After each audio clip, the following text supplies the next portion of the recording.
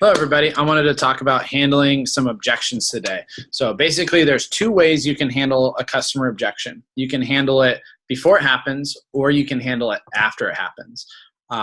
Take a guess at which one's easier. And it's definitely before. If you handle it before, you never have to deal with it.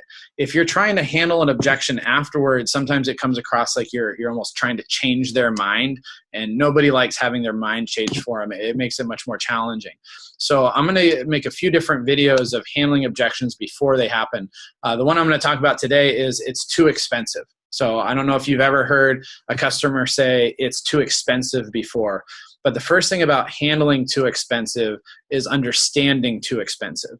So too expensive has zero to do with the price of Cutco. It has everything to do with the value of the Cutco.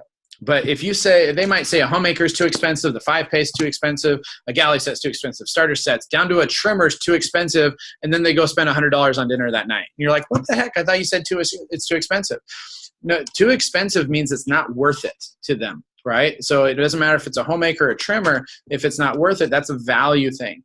Now, as a good representative, should never hear too expensive. And if you're brand new, you might not be there yet, but if you work on your presentation, you can get to the point where you never hear it's too expensive, because that's in how much value you build.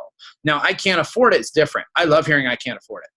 I can't afford it just means I want it. I just can't swing that right now. Then all you have to do is show them a 5-pay or drop down a smaller set or get them started with something smaller that they can build up to later. But if you've been handling like with the investment options and showing smaller sets and it's just not working, it's usually because you're trying to handle I can't afford it, where the real objection is it's too expensive. So the key is handling too expensive before it happens.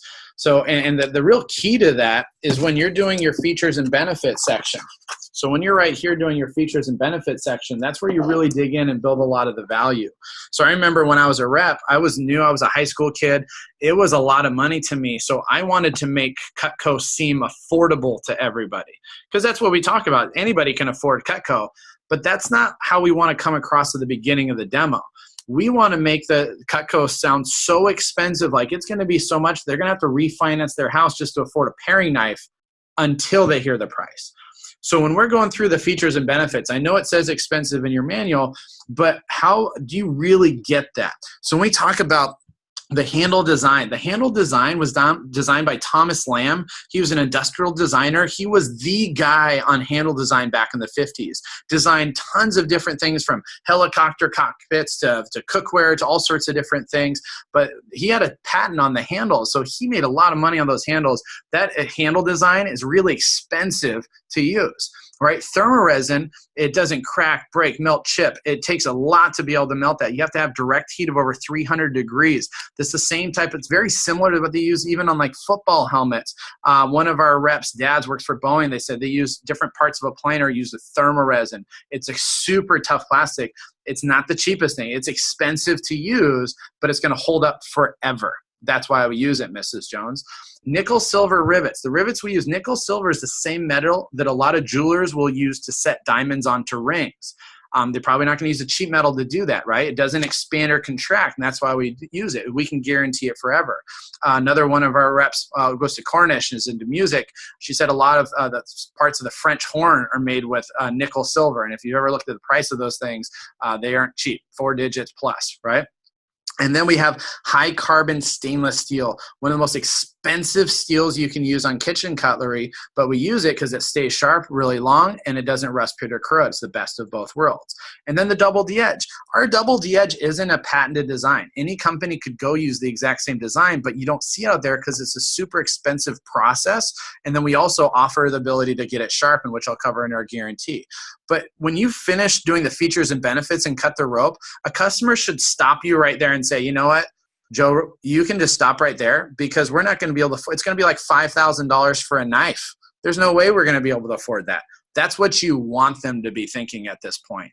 Then when you go over the forever guarantee of once you buy it, you never have to buy it ever again in your life. The other part I wanted to handle with expensive is then when you get to the price comparison. I remember when I was a new rep, I was scared to show some of these prices of the other knives where that's like, it's $2,000. And they'd be like, whoa, that's a lot. I'm like, don't worry, ours isn't that much. That was the opposite. The opposite of what I wanted to do. You want them to say, if you ever get one of those customers like $2,000 for knives, you say, oh yeah, that's only the sale price. It's actually only $3,000. That one's $4,000, right? You want to say it like it's nothing, right? I like to say, as you can see, the price for the Wusthof is only $3,435.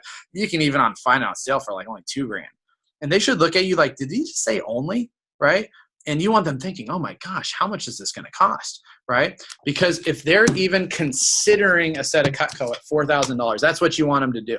You want them thinking, if this is $4,000, would I buy it? So if the price is $4,000 and the value, they're saying, is it worth $4,000? Is it worth $4,000? Is it worth $4,000? I don't know. They say, oh yeah, by the way, it's actually only $1,200. Price just went down here. If they were thinking about it for $3,000 or $4,000, they're going to jump on it just like that for $1,200.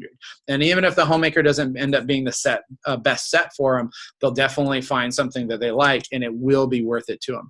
Bottom line is the value of Cutco is there, and a good representative is going to make sure that every single customer sees the value. Don't just kind of breeze your way through those features and benefits. If you really do a good job building a value, you'll never have to hear too expensive ever again. Hope that helps, guys. Until the next time.